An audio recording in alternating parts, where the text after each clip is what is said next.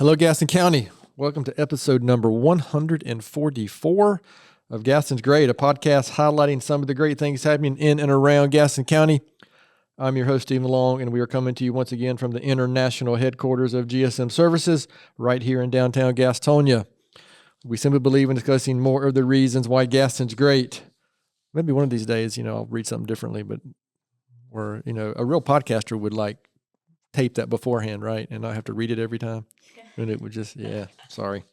So, as usual, we got a great organization with us that we're going to talk about today. We are highlighting the Salvation Army of Gaston and Lincoln County. We have Major David Phelps with us today. David is the Corps Officer for the Salvation Army here in our area. So, David, it's great to have you on, and welcome to the podcast. Thanks for inviting me. I appreciate it. Absolutely. So, the one thing that we always all thing we start with is, before we get into talking specifics about the Salvation Army, it's just, tell us anything about yourself that you'd like to share for our listeners. Okay. So I'm David Phelps. I have lived in Gastonia for about 3.5 years with my wife, Amber, and our 2 daughters and our dog, Rosie. Okay. So we with the Salvation Army, we transfer. Okay. Right. So we've really enjoyed our time here in Gastonia. Got to meet a lot of great people, work with a lot of great people. We've been with the Salvation Army about 23 years. Okay, total. wow. And like I said, we usually stay between 3 to 5 years in every city, and just have my wife and I say it's really not a life, it's an adventure, because you never know where you're going to go next. Right. And so we've really enjoyed our time here. Where else have you been, if you don't mind me asking? Well, unlike the Johnny Cash song that says I've been everywhere, man, I haven't been everywhere, but we've stayed in North and South Carolina. Okay. And so we've been to Greenwood, South Carolina. We transferred from Rocky Mount, North Carolina to Gastonia. That was actually our first in-state move. We've been to Sumter, South Carolina, Burlington, North Carolina. Oh, yeah. Actually, my first assignment was in Western North Carolina. Up in Madison County area. Yeah. So we've had about 9 assignments with the Salvation Army. Oh, wow. Okay. Well, that's good. Again, I appreciate you sharing that. It's just nice to get a little bit of background and for whoever our guest is. And those are all areas. I mean, I'm very familiar with Rocky Mountain, especially Burlington. I even know where Greenwood is. F3, the group I'm in, has a big, really active group in Greenwood, South Carolina. So again, the main point here is to bring awareness, let our listeners know what the organization is doing. Now, unlike some of our episodes, I'm pretty sure every one of our listeners is heard of the Salvation Army. Unlike some, maybe some of the other smaller local organizations that we've had on. But maybe somebody might not know exactly what, the Salvation Army does. So kind of like we'd like to start, just tell us about the mission, what's going on here locally, the day in the life, or the week in the life of the Salvation Army. Just kind of give our listeners a feel for what the Salvation Army is, and then we'll get into maybe some more detail. Okay. Well, not to go back all the way back from the beginnings, but the Salvation Army has been in Gaston County since 1921. Wow. It's been a long time. Actually started, I think it was called Grover's Corner or some area on the other side of town. But we've been here since then. We've had a lot of transition, as any organization would.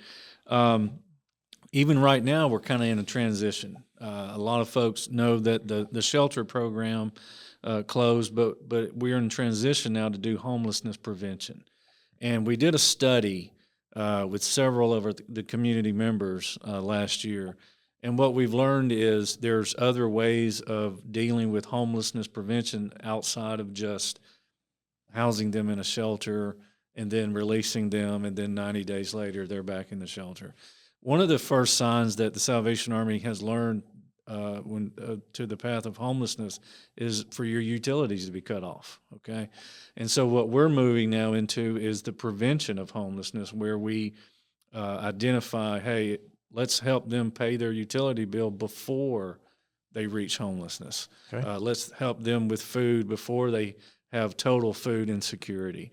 So, we're still dealing with those types of services, but it's just in a in a more cost-efficient way, Understood. not just for the Salvation Army, but for the donors as well, for our donors to understand that we're actually being better stewards of their monies by not just saying, here's a bed for 60 days. Let's actually sit down with the client and find out what can we do to get you out of this situation and give you tools to where you won't be in this situation again. So we're kind of in that transition right now, and like any transition, people they're scared of change. Sure. But we we didn't just wake up one morning and say, hey, let's do this. We actually had a study, and we interviewed about 80 different community leaders. And while they still say the Salvation Army is the organization that we think of for homelessness, there's a better way to do it. Okay. And that's really what we're moving to. We still help with food. We still help with clothing. We still help with after school programs. Most people don't realize the Salvation Army is a church. And so I'm an ordained minister. My wife's an ordained minister. And that really is the reason why we do what we do. Sure. We are an international movement. We are in about 132 countries.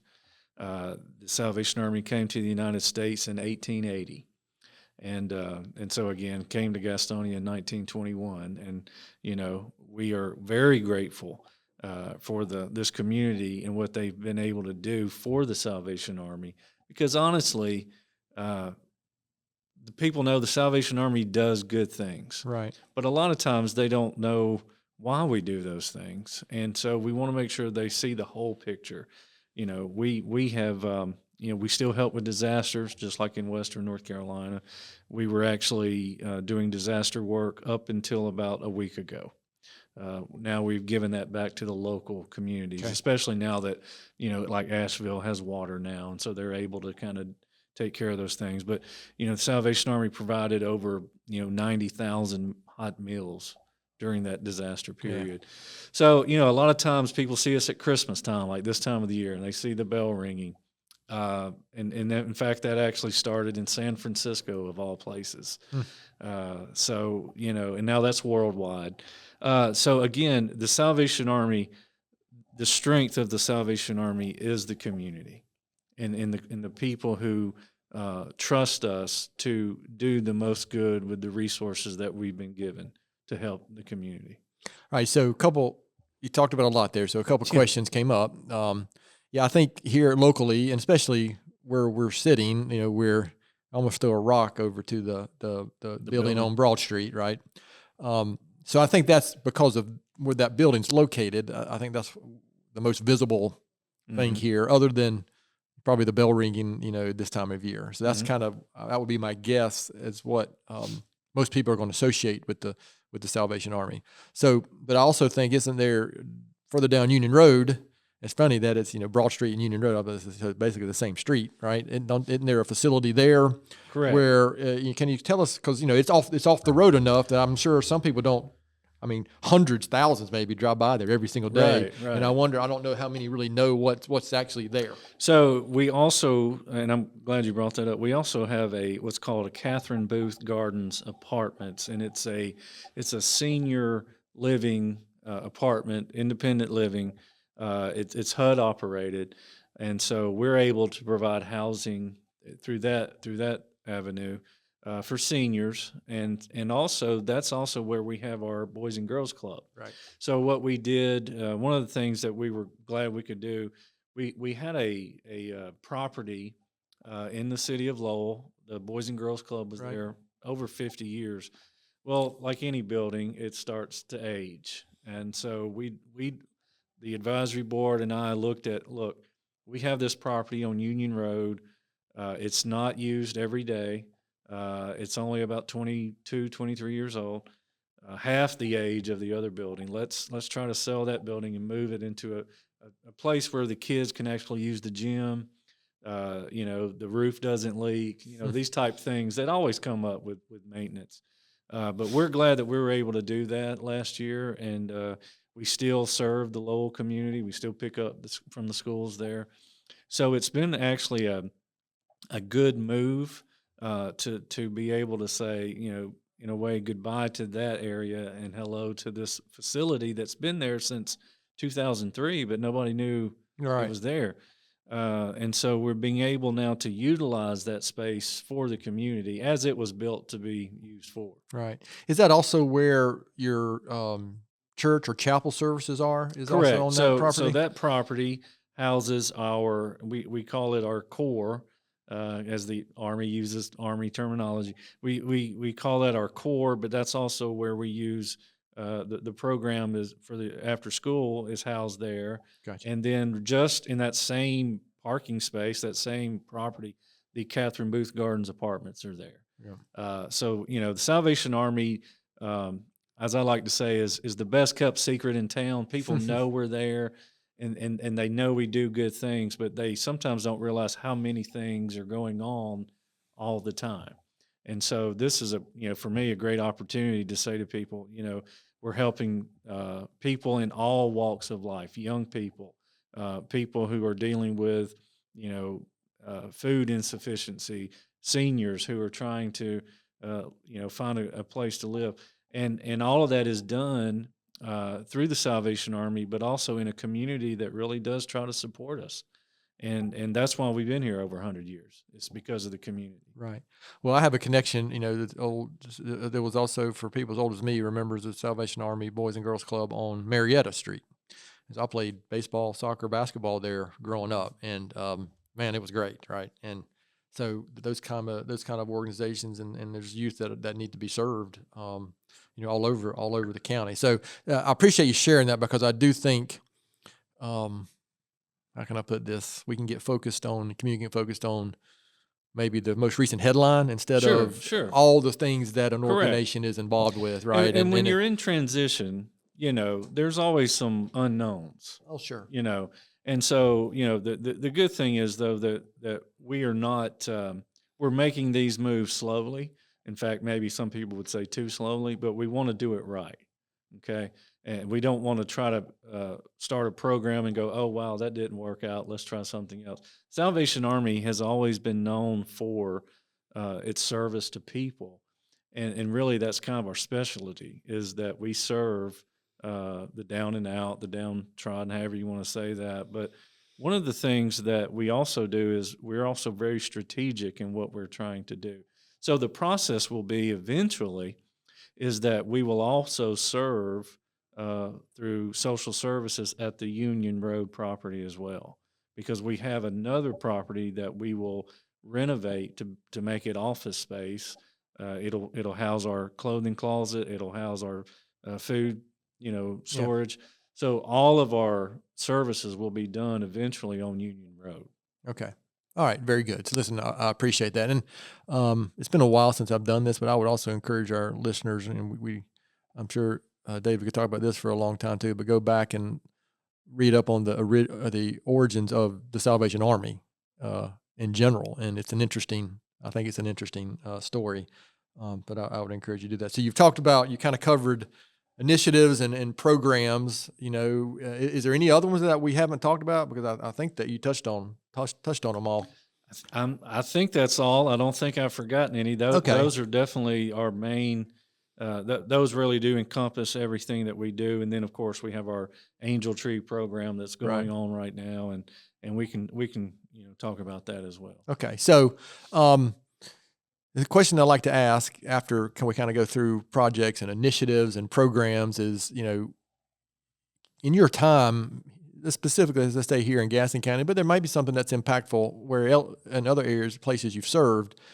Is there a story or, something you look back and you where you guys impacted a family, an individual, or something that just stands out and that says, wow, this validates the reason that, the Salvation Army is here, and it validates the reason why, my wife and I are involved and why? Is it something that stands out that you can think of? We were stationed in Charlotte about 10 years ago, and we had someone who came from we call it an adult rehabilitation center, drug treatment program. And he was coming to the church, and he was coming to Bible study, and eventually we found out that we would be transferring from Rocky Mount to Gastonia, And I learned that the very person that was in that treatment program that I was taking the Bible study in Charlotte, he was now the Salvation Army captain that was going to take my spot. Oh, wow. And so, you realize that people, it's amazing to see people change and to see them transform. This was someone who was trying to get off drugs. Now, 10 years later, he's gone through seminary. He's given his life to this great, organization, but most importantly to the Lord. And I just thought, wow, it's you just don't think. Full circle, so to It speak. really is, Yeah. very much so. And then there's another where, this guy asked for a bus ticket in Greenwood, South Carolina. He said, "Hey, can you get me a bus ticket?" So yeah, sure. We provided that service. 6 months later, this man walks into my office, dressed very nice, and he says, "I want to take you out to lunch." And I said, "I don't know you." He said, "No, you don't know me, but you saved my life when you got me that bus ticket." And so I just thought, Wow. it's we always think that you got to do something big, Right. but really it's little things. The day-to-day stuff That's sometimes. exactly right. It's the little things that we do every day that actually do make And you may not see the life-changing impact. You may not Correct. see it yourself. Right. But for me, those are like shots in the arm. Right. Because we all sometimes need, okay, that's why I'm doing what I'm doing. Is there something that comes to mind that you're most proud of maybe accomplishing here in your time here in Gaston County or in Lincoln County? I think it's what we're doing right now, even though it is challenging. It was moving the Boys and Girls Club program, and it was also this transition that we're in because there was a lot of negative feedback because people, and we understand the need, but when that shelter was built and started its program, that was 2 decades ago. There are so much that we know now about what causes homelessness than we did then. There is a lot of mental health issues that we can't even really get into the door, and it's like the great illustration is it really is an onion, and every time you peel off, there's another layer, and there's so many layers to why someone is homeless. It's not because they're lazy. It's not because they don't want to work.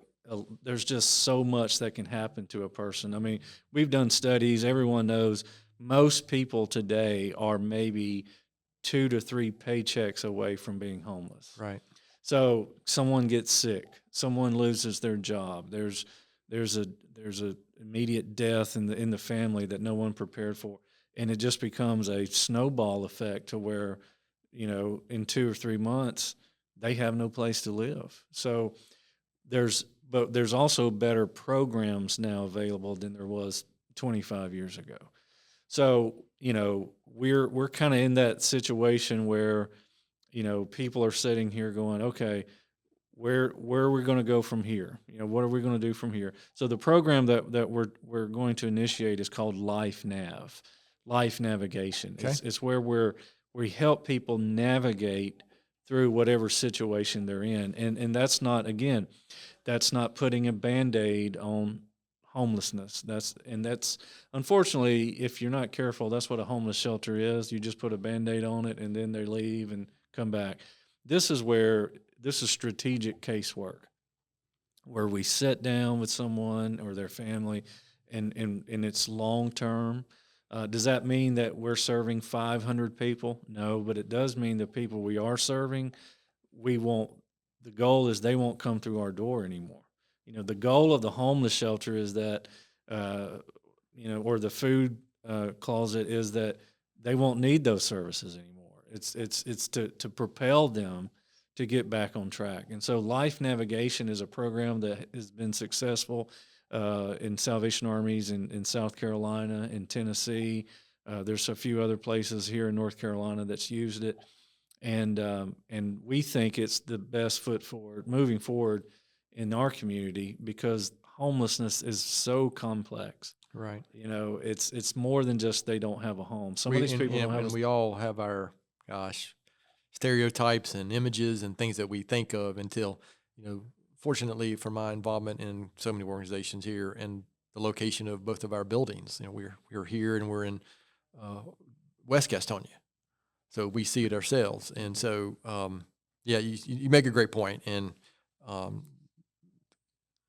the things that we think of are often, so far from reality. Right, right. And it's just, it makes me look at how blessed I am that, that I've had people who have helped me. I'm sure you've heard the story. If you see a turtle on a fence post, I guarantee you he didn't get there on his own, right? And without a support group, all of us are going to fail, So a lot of times what you'll find is these folks didn't have the support that so many other people had, because nobody gets where they are on their own. Right. And so once you start peeling that onion, so to speak, you go, okay, there's more to it than just, hey, they lost their job, and we always want to think, well, it's their fault. And a lot of times, most of the time, it's not. They haven't had the opportunities that some people have had. In fact, I've met people that said, I want to get a job and I want to, do A, B, and C. And then you find out, well, they don't even have a Social Security card, or they don't have a driver's license or an ID. So you really have to start at the very basic with some people, because these are things that most of us just take for granted. Sure.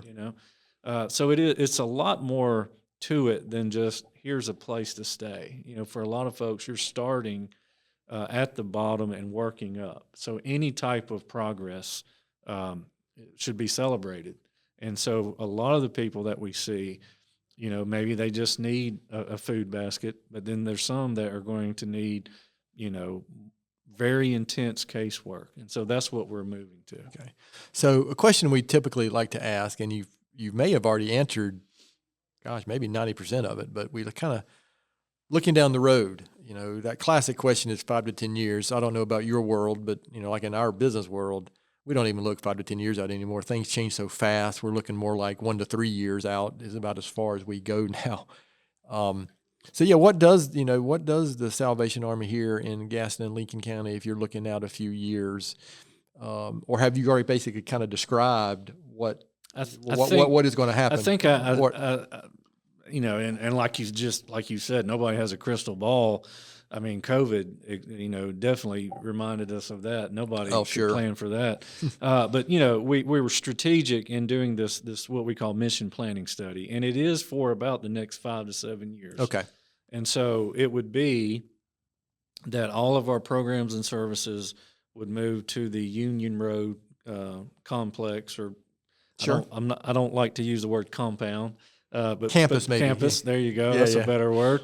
And then also, we would hope to expand those services, those social services, in terms of partnering with other nonprofits, and we already do that. But I think this would give people and churches and especially churches an opportunity to say, hey, we need tutoring for these folks. We need literacy classes for these folks. Is there someone that can lend their services, in that way? Because we want to be viable to the community. And, while the shelter was a great thing, again, times have changed. Things that did work 2 decades ago, they don't work anymore. So you're right. I mean, you're lucky to look at 1 to 3 years, not right. 5 to 7. But right. Our hope would be that we would actually do more intensive casework with people. We also have a program, and we've been a part of it, called the Pathway of Hope. Pathway of Hope is really where we sit down with a family, and they have to have part of the plan is that these are families with young children, and we get them out of that cycle of poverty. Right. And we set them on a pathway where we give them tools to, accomplish things that maybe they just weren't able to before. And like I said, it really does go back to realizing how blessed we are that we have a support group. We may not call them that. Maybe they're friends, family, colleagues, mentors, but there are people who did not have that or do not have that. And because of that, they really struggle to get basic needs that many of us just don't even think about. I had someone ask me just a couple of days ago, hey, do you have a toothbrush? And I said, sure, we can get you a toothbrush and toothpaste. That's something that most of Oh, us, sure. Take we it for just granted. do it and we don't even think about it. And, it just, again, those are those little things, though, that could propel that person to their next level. Okay. And so that's really what we're hoping is also we are looking at right now because we serve all of Gaston and Lincoln County. And Gaston County, there's a lot of municipalities. You've got Cherville, you've got Mount Holly, Belmont, all these different places, Lincolnton. We want to try this program. We'll begin it in January. It's online where if someone at Cherville needs help with their utilities and they don't have transportation, they can actually go to a website and we can actually do casework with them on this website. Because that's the world we live in now. Sure. And one of the things that I think every agency learned through COVID was you don't have to necessarily have brick and mortar to do your business, and to help people. Technology is great. We live in a amazing time. I tell my daughters and they just roll their eyes. I was like, if my grandmother could see what we do today, she just wouldn't believe it. She was born in 1921. She didn't believe that we walked on the moon, I don't think.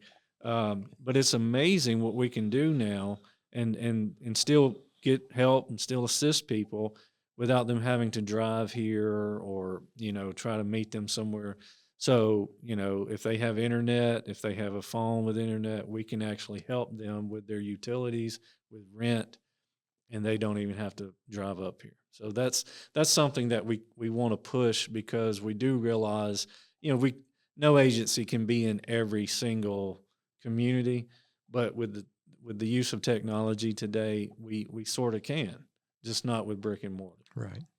So something just come to mind between the multiple facilities. How many staff members or team members are involved here locally with the Salvation Army? We have about 25. Okay. And they're great folks. Again, and this, without a good staff, nothing gets accomplished. You were correct. They are the, I like to say they make me look good because trying to run all these programs, you can't do it with one person, you can't do it with two. So we have very professional folks who love what they do, and they see it also as a ministry. They see it as giving back to the community and serving. And it's hard work, but like you said, it makes you tired, but it's also fulfilling.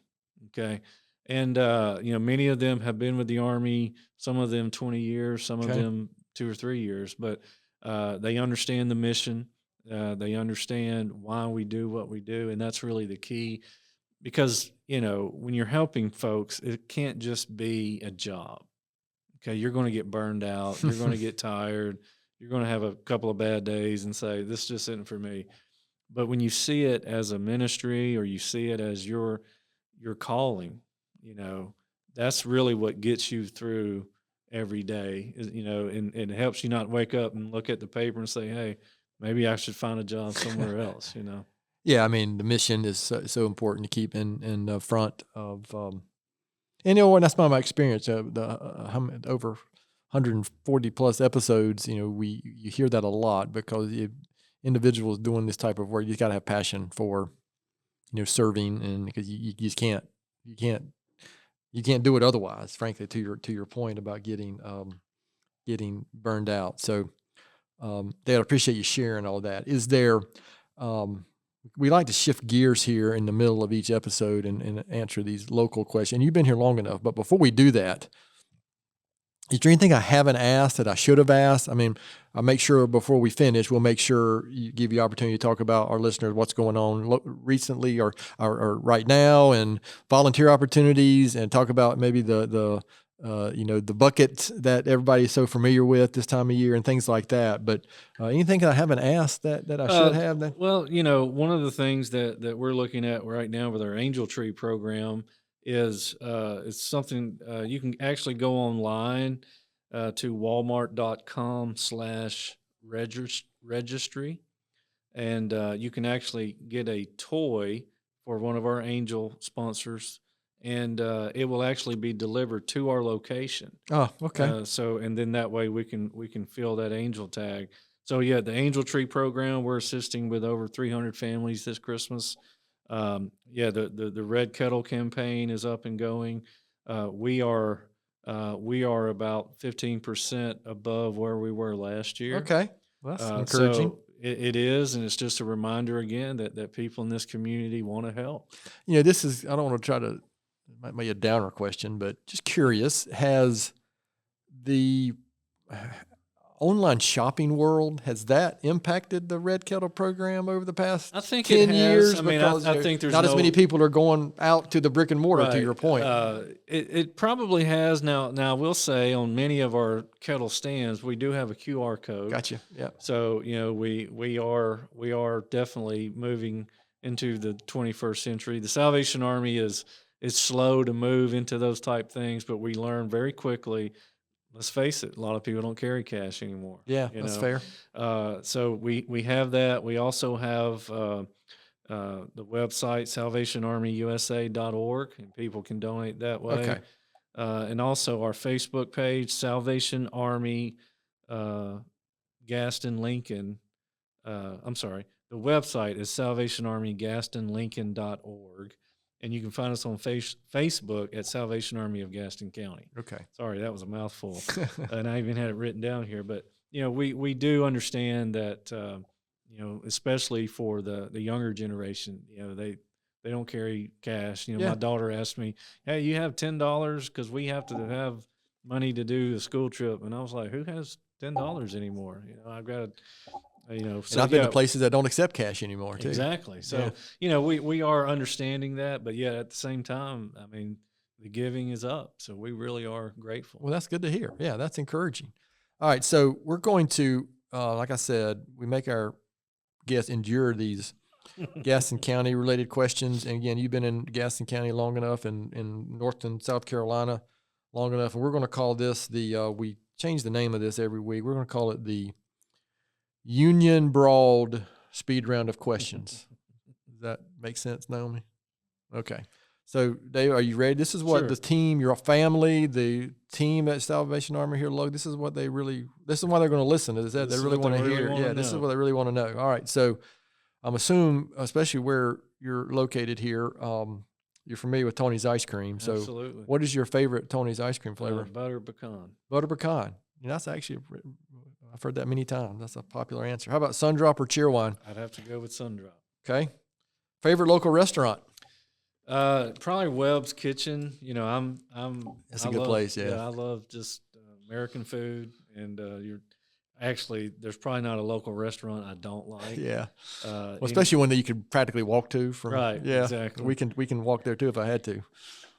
How about now? This is the most important question, and there's only one correct answer. And unfortunately, I have glanced over at your paper, and I think I know what your answer is, but I'm going to ask you anyway. UNC Duke or NC State? Now, I wrote UNC, but you have to understand I'm not from here. I'm originally from Mississippi, so but I've lived in North Carolina, and most of my church members are UNC fans, so I'm going to go with them. So does that mean you're either originally an Ole Miss or Mississippi State?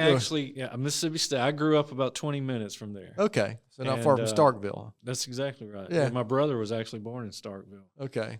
Nothing to brag about this season for sure. Oh yeah, they struggled. They had a it's tough. Been a rough season. year. Yeah. Well, unfortunately, and even most football in North Carolina has been a struggle in the state this year. So, except for maybe Duke. I hate to even say that. So, David, what is something very few people know about you? Well, I was thinking about this. I was once the youngest Salvation Army officer in the United States. Oh, wow. So, when I was ordained, I was 20 years old. And so just a couple years ago. Right, yeah. So what's funny about that is our insurance, the church's insurance said you can only drive a church van if you're 21.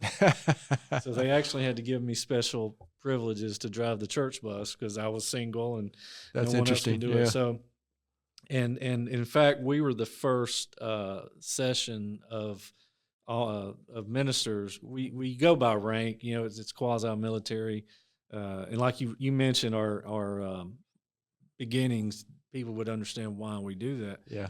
But we were actually the first. You usually start off as a lieutenant for 5 years, then you become a captain. And we were actually ordained as captains first, which a lot of people did not like that because they thought, "Hey, you didn't put your time in." Yeah, right, exactly. And so I would say most people don't realize that I was at one time the youngest in America for probably about 10 months until the next 20-year-old became. And also. I would probably say that I had a family relative on America's Most Wanted. Yep. And that was probably 3 decades ago, but I still remember it like it was yesterday. Wow. Yeah, and he was caught, and but yeah, when you gave the very facial expression that most people give. Well, I don't think we've heard that one on Gadsden's Great. Great. A minister says, "Yeah, I had a family member on America's Most Wanted," but distant relative. That is interesting. Let me just say, distant relative. Well, yeah, those are both interesting and unique, right? Especially for the other 143 episodes. That's not something that we've heard on either one of those. How about is there a book or something, article, blog, another podcast you might listen to that might be worth sharing for our listeners? I'm reading Confronting the Presidents. I don't know if you have seen that, but I haven't. It's Bill O'Reilly and I believe his name is Mike Dugard. They wrote these series of killing Kennedy. Yep, I've read some of those. Okay, I have. So read this some is of kind of that, in that same. Killing Lincoln and killing Reagan right. and killing So it's an interesting. And this one goes to. And the title doesn't always. It doesn't sound. Yeah. But it's and this one starts with, of course, George Washington and goes all the way to our current president, and just there's about a chapter for each one about things that I had no idea. Right. The first chapter about George Washington says that he and his mother never got along, never talked. You know, those are just little things you just don't know, and it makes them real people. Yeah. You know, my favorite president would be George Washington, just for the fact that he. A lot of people don't realize there were people who wanted him to be king. Yeah. You know, and you know, looking back now and just knowing how people are, the restraint that he had to say, no, I don't want that power. Yeah. To me, there's lessons to be learned for all of us that he was able to say, no, I'm not here to start another, royal family. And I just thought, it's amazing to think, where would we have gone if he'd have said, sure, I'll be your king. Well, it's interesting. Just recently, I can't remember if it's something I read or heard on a podcast about the reaction to that from the monarchs in Europe. They were like, right, why would you not? Exactly. Because of just the world they lived in, right? So that was the norm for them. Correct. That was interesting when I read that or heard that. I'm getting old enough. I can't remember how I came across that, Naomi. No, I appreciate it because I'm always reading something, and anything historical. I'm a big fan, especially American history. Frankly, I mean, too. And so I appreciate you. I grew up in Columbus, Mississippi, and it's what we call an antebellum historic. Okay. Town. Yeah. So an antebellum home is a home that was pre-Civil War. So while most of the little cities in the South were burned or destroyed, Columbus was actually used for a hospital.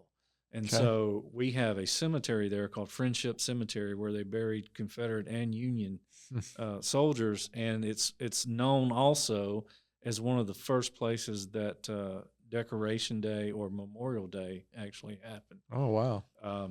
So that's kind of where my fondness of history comes from. Yeah, not a lot of places in the Deep South probably that had both Union and Confederate. Mm-hmm. And a lot of them came from the Battle of Shiloh. Yep. And so they came and they were treated. Of course, a lot of them passed away. But they actually – and there was a man who wrote a poem called The Blue and the Gray, and it was actually about the property that these soldiers were buried on. Interesting. And, so that's kind of where I get my love of history. And it's also where Tennessee Williams was born. So his home is actually our visitor welcome center for the city where Tennessee Williams was Oh, that's born. interesting.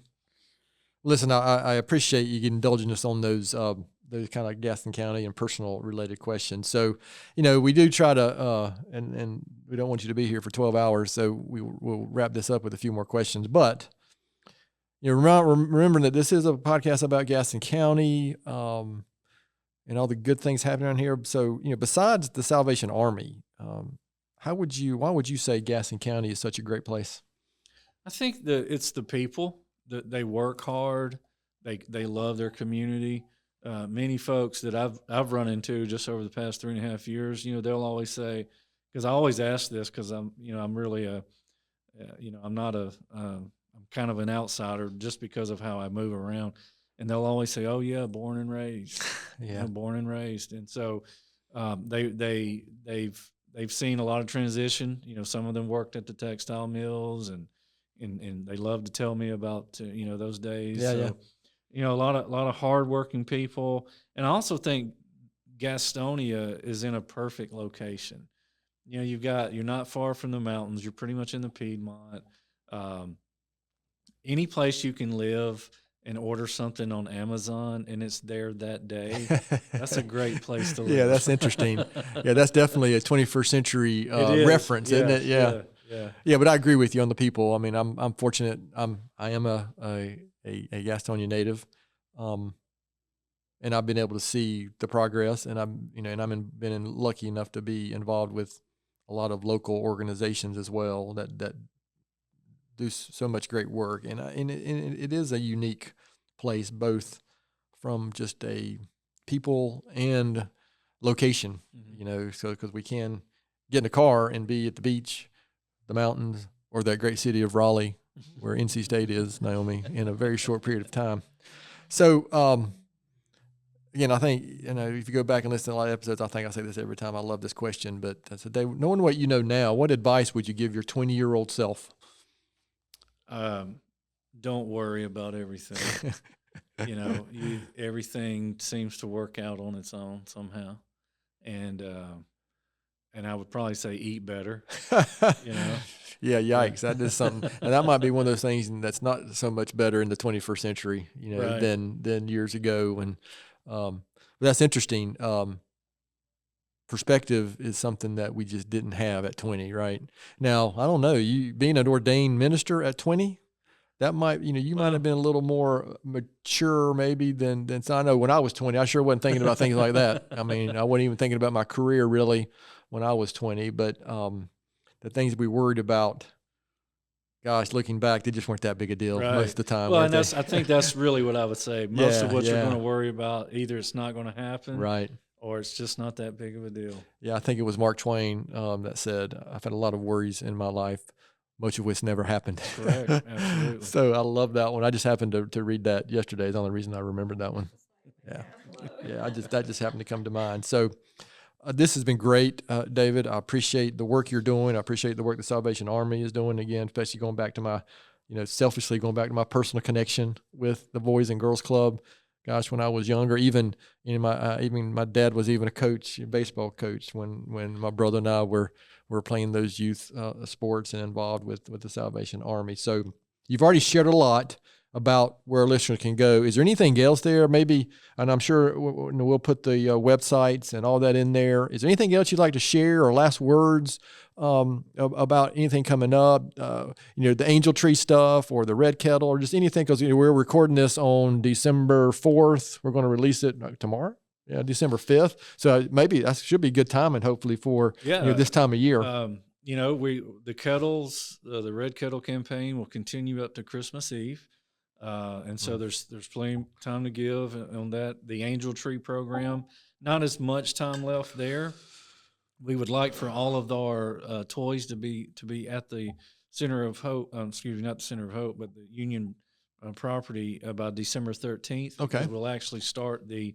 So it'll be 7 or 8 days after this is this is released. Distribution on the 15th, and so we look forward to volunteers helping with that, and it's always a great turnout. The great thing is every angel gets filled, and so we're able to provide, and the community provides in that way. No, I just thank you for the opportunity to, kind of spread the word, I guess you would say, and just let people know that we're still here and that we still want to serve. Okay, well, I appreciate that. And so you heard that and heard where to go find out more information. If you're not familiar with the Salvation Army, especially here locally, I did a little looking online and a little research before the episode. Yes, and it's really good information online, and so I would encourage you listeners out there to go check that out. So as usual, I'm gonna finish off with my own. Actually, not a book recommendation today. It's a podcast I've recently discovered, and my quote or thought for the week. But my podcast recommendation is one that somebody told me about. I'm familiar with this gentleman, just never really listened to him or read anything by him. But Andy Stanley, if you're not familiar with him, I would encourage you. He's got a great leadership podcast, and you may have heard of Charles Stanley, who I think was his father. But it's really good, and I've listened to 3 or 4 episodes recently on the recommendation from somebody, and I've added it to my weekly queue, which is too many. But I'll take the topic. But again, maybe check that one out. And my quote for the week, I guess I did pick this one on purpose. It just happened to line up with what I share on Mondays every week.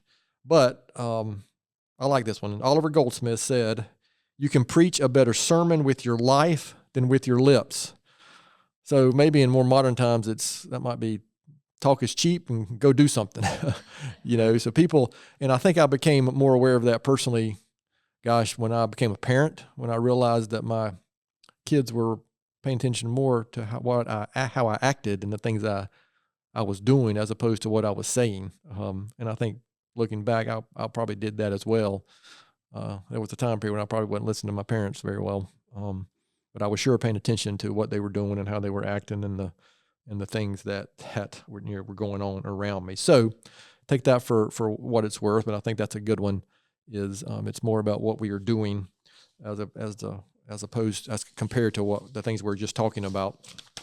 So to our listeners, thanks so much for taking time to listen to today's episode. Please spread the word if you can about the podcast, and don't hesitate to contact us here at our email address, which is podcast@gastonsgreat.com. We are always looking for suggestions for future podcast topics and guests. You can find the podcast and subscribe at the website, gastonsgreat.com, or anywhere that you subscribe to podcasts. And please follow us on our social media platform. Thanks again to David for being our guest today. Gaston's Great is produced and brought to you by Amy Anderson and Naomi Hunt from GSM Services. I'm your host, Stephen Long. Thanks again for hanging out with us, and please keep coming back to hear more reasons why Gaston's great.